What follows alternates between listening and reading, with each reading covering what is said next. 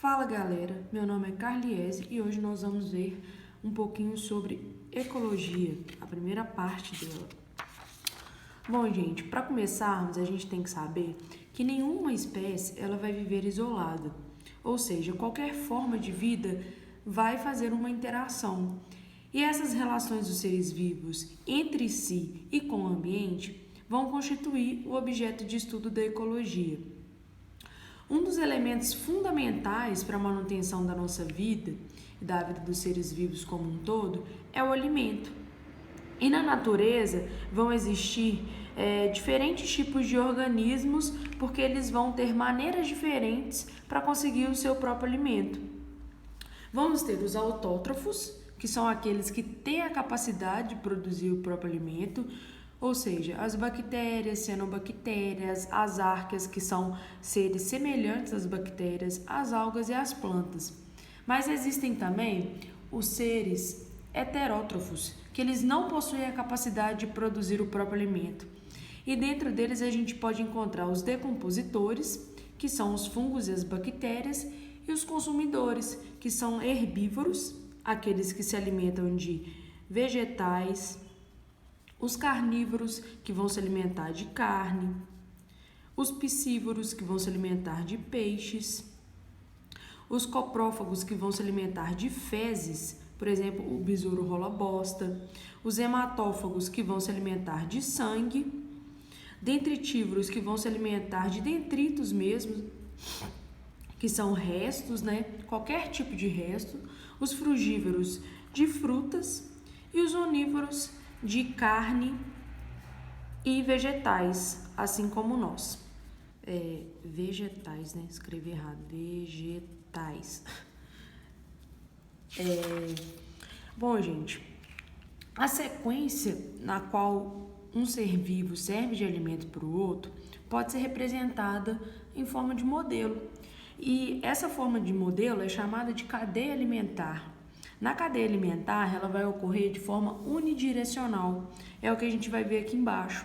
Cada organismo, ele geralmente ocupa um nível trófico. Mas quando ele ocupa vários níveis tróficos, vai chamar de teia alimentar. Ou seja, a teia alimentar vai ser um conjunto de cadeias alimentares. A gente pode ver aqui, nesse desenho maravilhoso, que temos a representação de uma cadeia, onde um produtor vai ser comido pelo consumidor primário, secundário, terciário, quaternário, até chegar no decompositor. Mas a gente precisa ter em mente alguns conceitos. Um produtor, ele sempre vai estar no topo da cadeia alimentar, assim como o decompositor vai estar no final dela.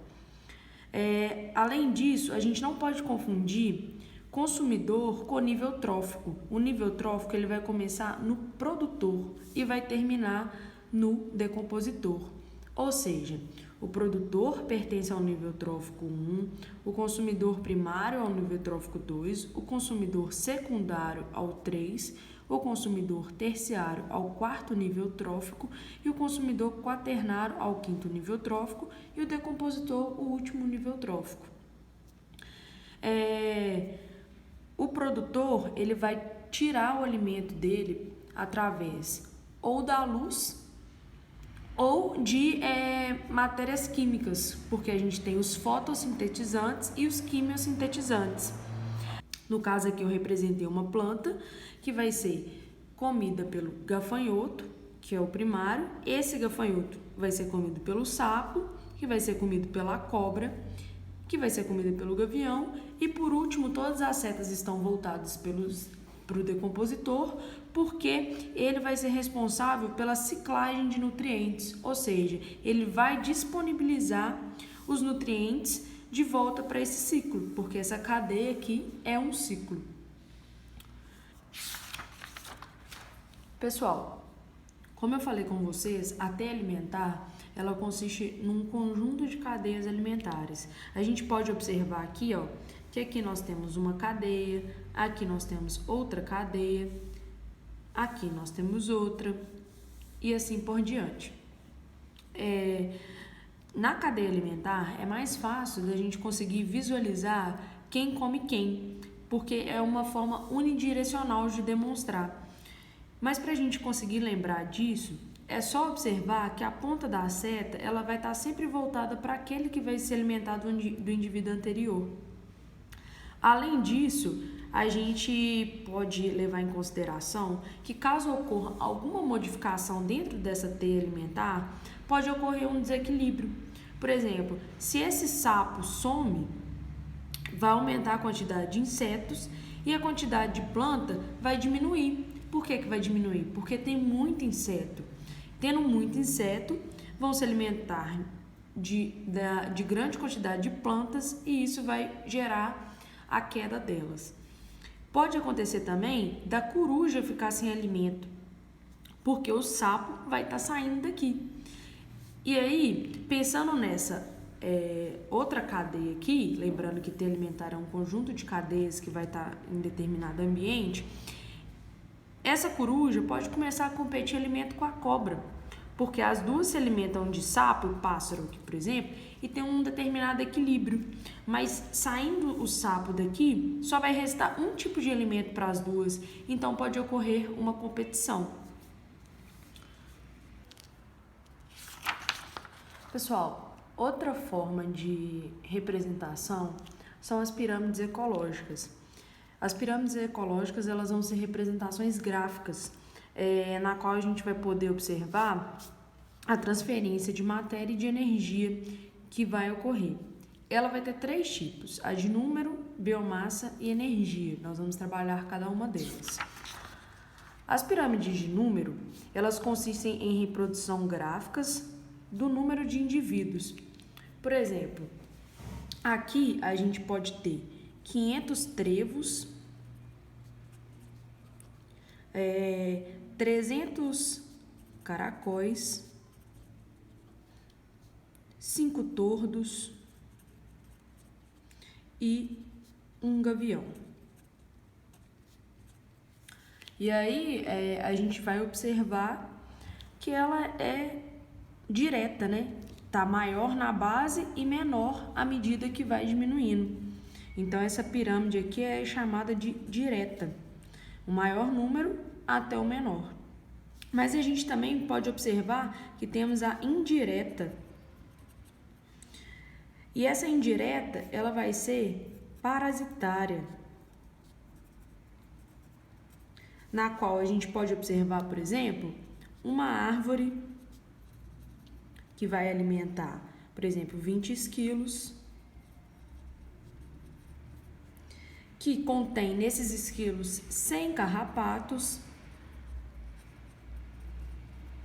e, por exemplo, em cada carrapato a gente pode encontrar 250 bactérias. Então, para a gente ter uma pirâmide de número invertida, a gente vai ter que ser parasitária. Por que parasitária? Porque nela, ela não vai consumir o organismo inteiro, ela vai usufruir de nutrientes dele, é o que acontece com o esquilo. O esquilo ele não come uma árvore inteira, ele vai comer os frutos que tem nela.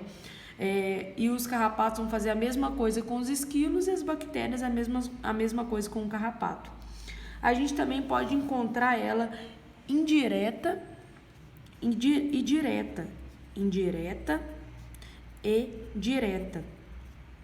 E como que isso pode acontecer? Pode acontecer como se fosse uma junção dessas duas mesmo. Por exemplo, uma árvore que vai alimentar 20 esquilos.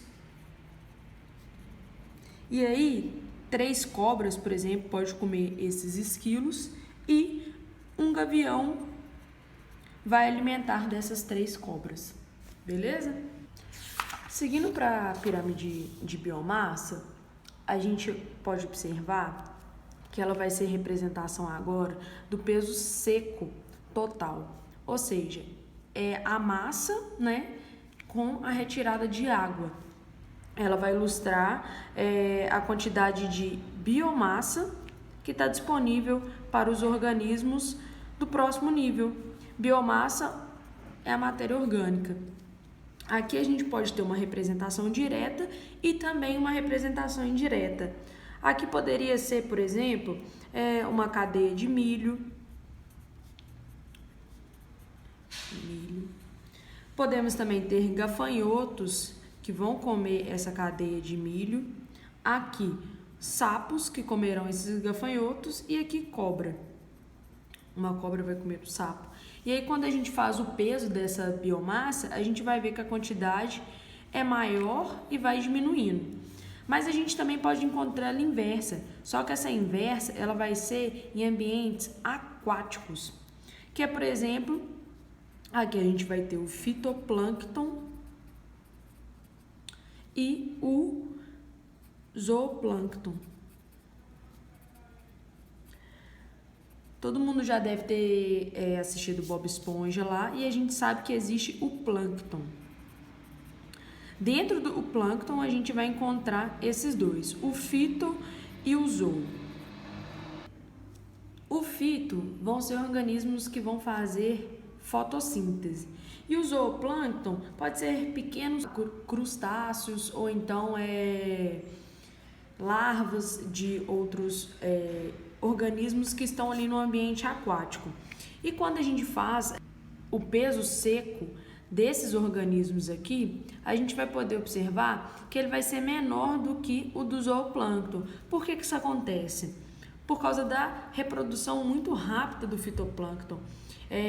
À medida que o zooplâncton come o fitoplâncton, vai ficar uma quantidade menor, mas eles se reproduzem tão rápido que essa quantidade menor de fitoplâncton que fica, logo se cresce de novo, desenvolve de novo e consegue sustentar esses organismos aqui. Pessoal, é bom a gente destacar também que a pirâmide de biomassa ela vai considerar um dado momento, que é um intervalo de tempo curto. Já quando a gente chegar aqui na pirâmide de energia, a gente vai ver que ela vai considerar um intervalo maior. E o que essa pirâmide de energia vai representar? Ela vai representar justamente a energia distribuída em cada nível. A gente vai ver geralmente em quilocal, que é quilocalorias por metro quadrado, durante um dia, por exemplo, ou ano. E diferentemente dos outros modelos, a pirâmide de energia ela não pode ser representada de forma invertida. Por quê? Porque essa energia ela vai sendo diminuída mesmo ao longo da distribuição da cadeia. Ela sempre vai ser direta. A gente pode ter aqui, por exemplo, plantas, peixes e focas. Essas plantas vão ter, por exemplo, 100.000 quilocalorias, enquanto os peixes vão ter 10.000 quilocalorias e as focas 100 quilocalorias. A gente tem que lembrar que para manter o nosso metabolismo, a gente vai gastar, energia e parte dessa energia ela é perdida na forma de calor, por isso que ela vai se diminuindo ao longo da pirâmide energética, beleza? Bom, pessoal, é isso que a gente viu hoje. É um conteúdo mais simples, mais tranquilo. Façam exercícios, estudem e qualquer coisa estou disponível para tirar dúvidas, beleza?